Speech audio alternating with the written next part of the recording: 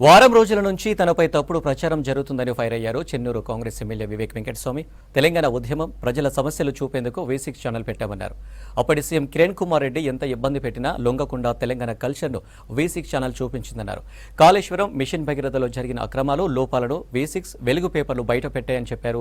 KTR V6 channel వెలుగు పేపర్ను ban చేయాలని చూసిన ప్రజల ఆదరణ ఉండడంతో ఏమి చేయలేకపోయారన్నారు వివేక్. వారి ప్రోత్సాహంతో కొందరు ఇష్టం వచ్చినట్టు ట్రోలింగ్ చేస్తున్నారు. తెలంగాణ ఉద్యమంలో అప్పుడు ఆ రోజులలో ఒక మంచి ఛానల్ ఉండాలి, తెలంగాణ సమస్యలన్నీ కూడా ప్రజల దగ్గరికి తీసుకెళ్లాలని చెప్పి ఆ రోజులలో V6 స్థాపించడం జరిగింది. అది కేవలము ప్రజల కోసము తెలంగాణ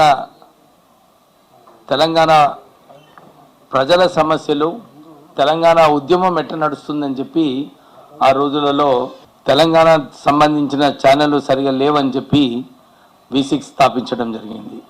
మీ అందరికీ తెలుసు, ఆ రోజులలో తెలంగాణ ఉద్యమంని నడిపించేటప్పుడు అన్నీ చూపించేటప్పుడు ఆ రోజులలో ముఖ్యమంత్రి కిరణ్ కుమార్ రెడ్డి కూడా ఎంత వ్యతిరేకించడము, ఛానల్ని అనకతొక్కాలని చెప్పి ఎన్ని ప్రయత్నాలు చేసినా కానీ తెలంగాణ ఉద్యమము, తెలంగాణ కల్చర్ ఆ రోజులలో V6 చూపించడం జరిగింది.